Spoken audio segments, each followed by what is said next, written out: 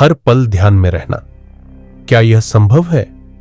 क्या ब्रह्म चेतना केवल ध्यान गृह तक सीमित है, या वह बाजार, रसोई, दफ्तर और परिवार में भी बह सकती है? उत्तर छिपा है एक शब्द में, स्मृति, जागरूक स्मृति। दैनिक जीवन में ब्रह्म चेतना की स्थापना कैसे करें? प्रत्येक दिन को एक साधना की तरह जीना है। कोई अलग समय नहीं, कोई अलग विधि नहीं, बल्कि हर कार्य, हर विचार, हर प्रतिक्रिया ब्रह्म की उपस्थिति के साथ करना। उदाहरण के लिए, जब आप भोजन बनाते हैं, सोचिए, मैं ब्रह्म को अर्पण कर रहा हूं। जब आप बात करते हैं, ध्यान दीजिए, मेरे शब्द ब्रह्म की शक्ति से निकल रहे हैं। जब आप दुखी होते हैं, रुकिए, क्या मैं इस दुख के केंद्र में ब्रह्म को देख सकता हूं? यह अभ्यास धीरे धीरे आपकी चेतना की दिशा बदल देता है। स्वभाव में स्थायित्व कैसे लाए? हर सुबह एक सरल अभ्यास करें। आंखें बंद करें, गहरी सांस लें, यह वाक्य दोहराए, मैं शुद्ध चेतना हूं, मैं शांत हूं, मैं ब्रह्म हूं।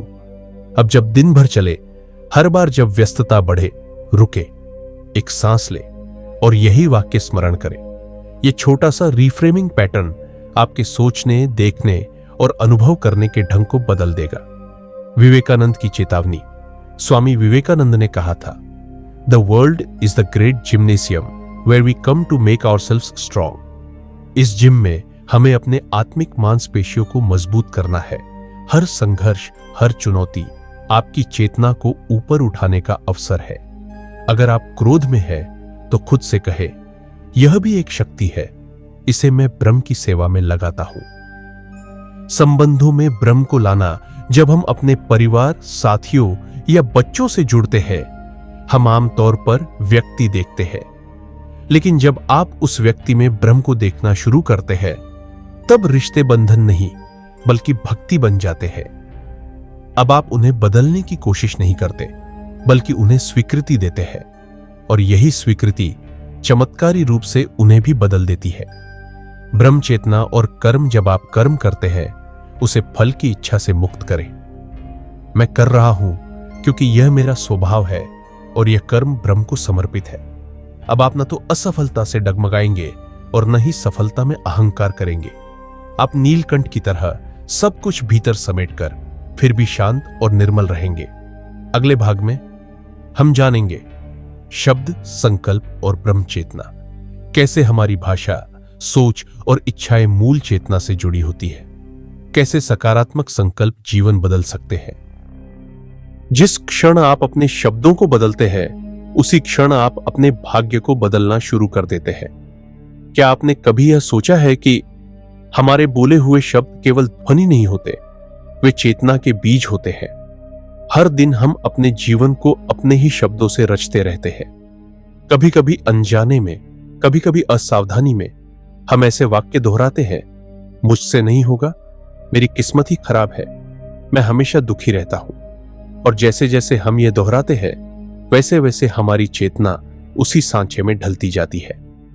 संकल्प। चेतना का सूत्र भारतीय दर्शन में संकल्प को एक अत्यंत शक्तिशाली प्रक्रिया माना गया है। आप जैसा सोचते हैं वैसा ही हो जाता है। संकल्प केवल मन की कल्पना नहीं है, यह चेतना की धारा को एक विशेष दिशा में मोड़ना है। जब आप कहते हैं मैं शांत हूं, तो आप अपनी चेतना को शांति की आवृत्ति में बांधते हैं। जब आप कहते हैं मैं स्वस्थ हूं, तो आप अपने शरीर और मन को स्वास्थ्य की दिशा में पुनर्संरेखित करते हैं। ब्रह्मवाणी का अभ्यास। अब एक सरल अभ्यास कीजिए जो दिन भर दोहराया जा सके।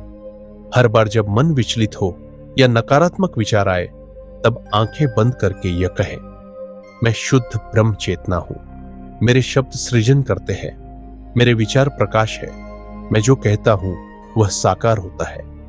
यह कोई तात्कालिक चमत्कार नहीं, बल्कि धीरे धीरे चेतना के स्तर को ब्रह्म से जोड़ने की क्रिया है।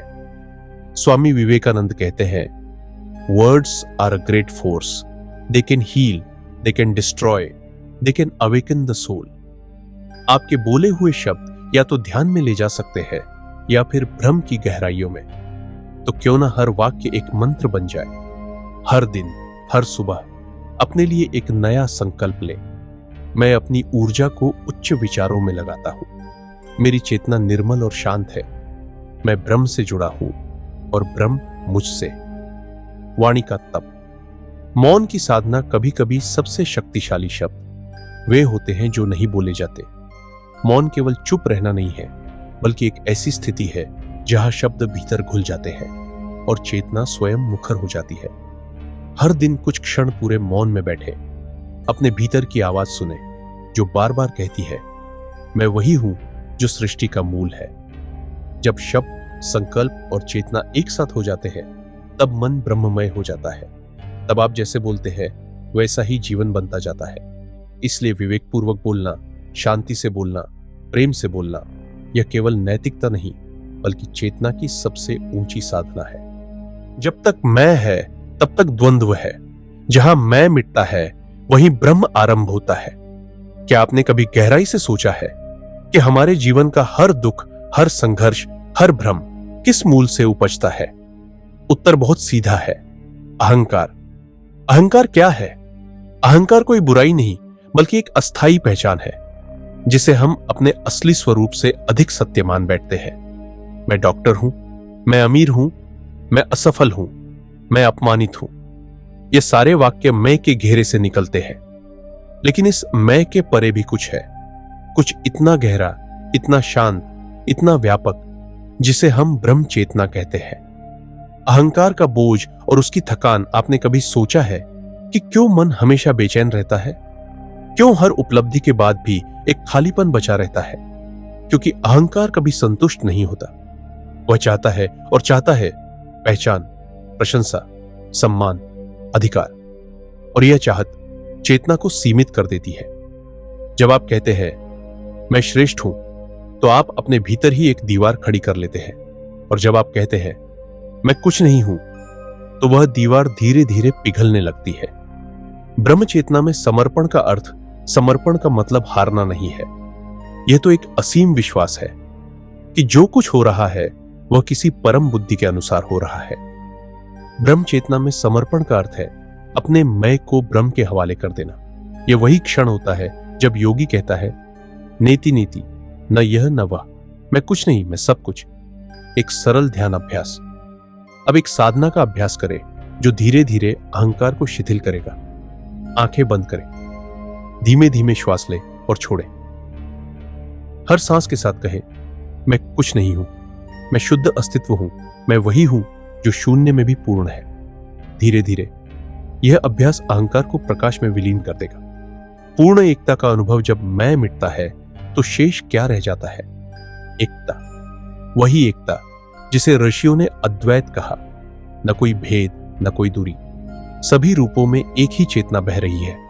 तब आप केवल स्वयं को नहीं बल्कि समस्त ब्रह्मांड को अपने भीतर अनुभव करने लगते हैं। यदि यह अनुभव आपको भीतर से छू गया हो तो कृपया इस चैनल को सब्सक्राइब करें, लाइक करें और इसे अपने उन साथियों तक पहुंचाएं जो आत्म खोज की राह पर है। क्योंकि जब चेतना हर दिन की भाषा बन जाती है तब जीवन स्वयं मंत्र बन जाता है।